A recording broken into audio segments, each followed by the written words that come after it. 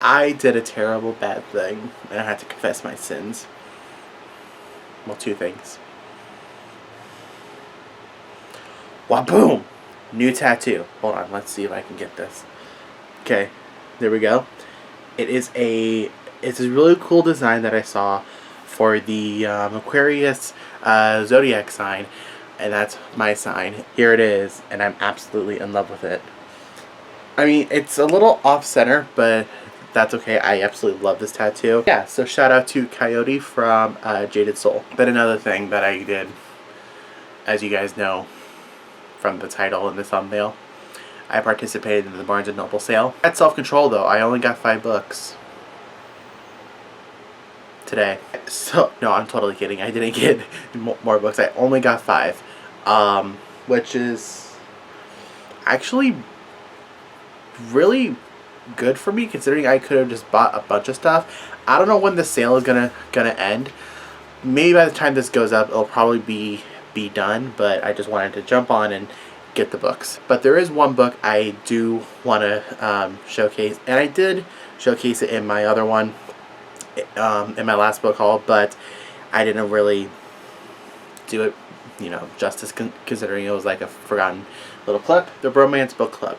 So I put this into my previous book haul in a little quick video. But this is just basically about a I think he's a baseball player, where his marriage is like on the rocks and it's not really doing well, and so he finds this book club called the Bromance Book Club, where men read romance novels to be more romantic, I'm guessing. Now into the Barnes & Noble haul.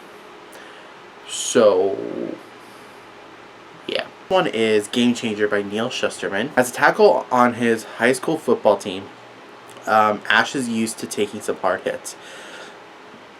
But that one run in his last game must have knocked him a little loose, because suddenly his life doesn't look quite the way he remembers it, and almost like he's in another dimension.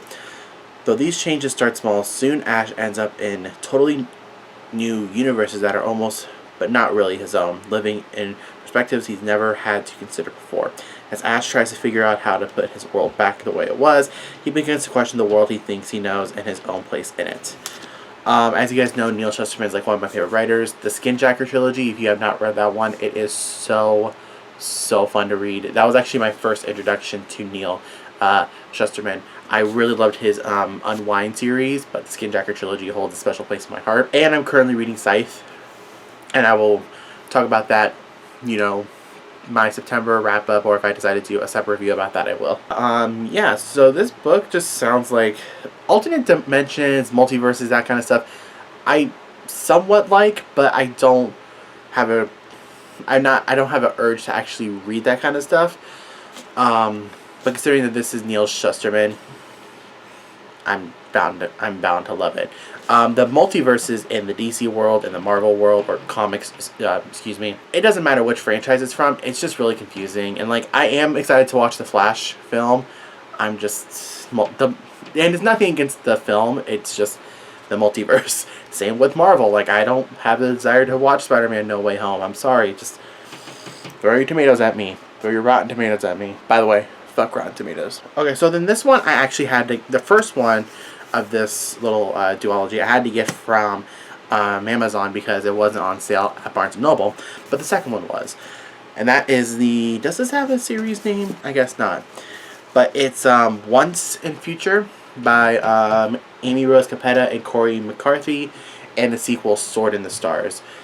So this one's kind of weird, so I'm going to read the first jacket real quick. So it says here, the legend of King Arthur lives on in her. Ari Helix has been running her whole life. A fugitive refugee in the territory controlled by the tyrannical, did I say that right?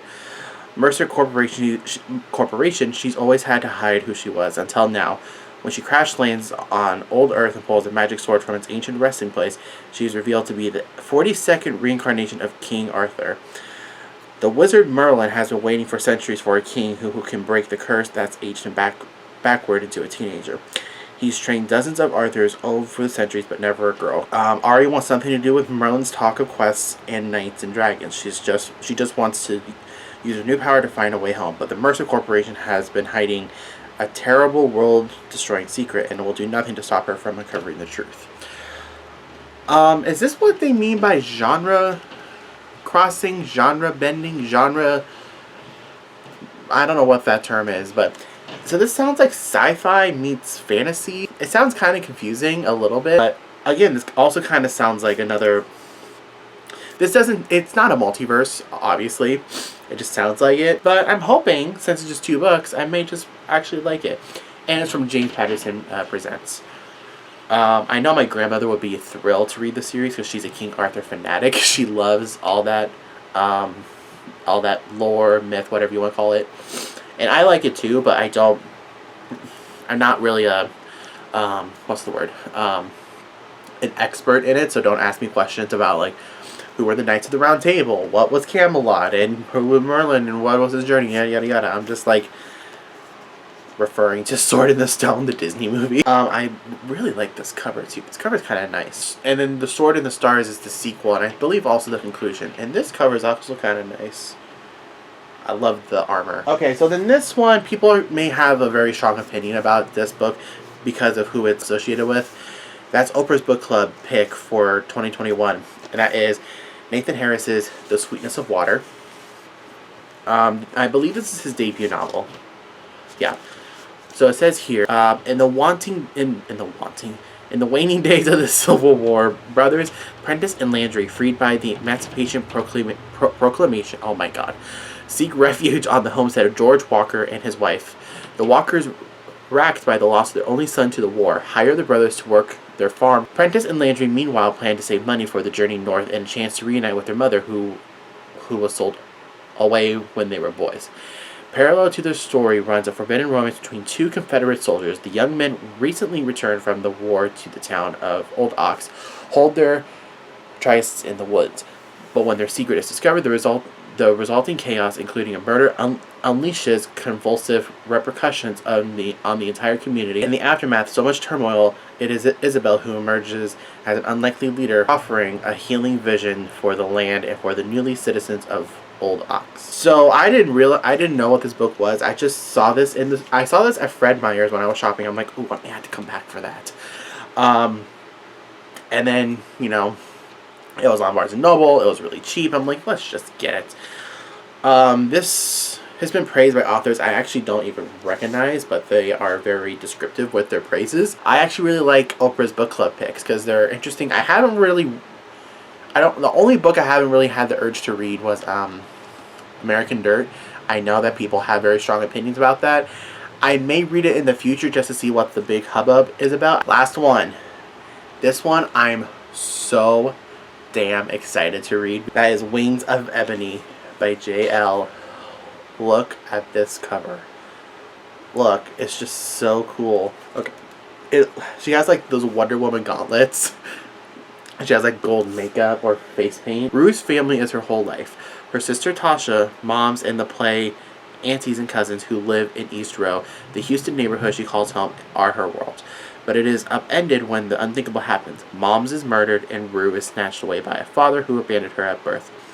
A father who now insists she follows him to his home, a secret country of gods who wield a powerful magic. There, Rue's existence is a crime. There's never been a half-god, half-human there, where leaders protect their magical powers at all costs and thrive on human suffering. Miserable and desperate to see her sister on the anniversary of their mother's death, Rue breaks the country's most secret law. She returns to Houston only to discover black kids are being forced into crime and violence, and Tasha is now in danger of falling sway to the very forces that claimed her mother's life. Yeah, the plot sounds, you know, kind of similar to previous YA novels, but honestly, I don't care. I'm going to read it because it just sounds awesome. And I've heard this book is really, really good. I believe it's just one book. I don't believe it's a series. I could be completely wrong. Now I got sad. Because at the back of the book, through the acknowledgements, you know, pages and pages of acknowledgements, it got to here. For George Floyd. Rest easy, fam. This is for you. Oh, now I'm sad. Aside from that, I'm super excited for this. My goal for next year is to read more diverse authors, stories. So I want to get this. There's one called The Gilded Warriors, I believe is what it's called, or The Gilded Ones. I may be completely wrong. Obviously, Want by Cindy Pon over there. I have Son of the Storm. There's other diverse stories over here.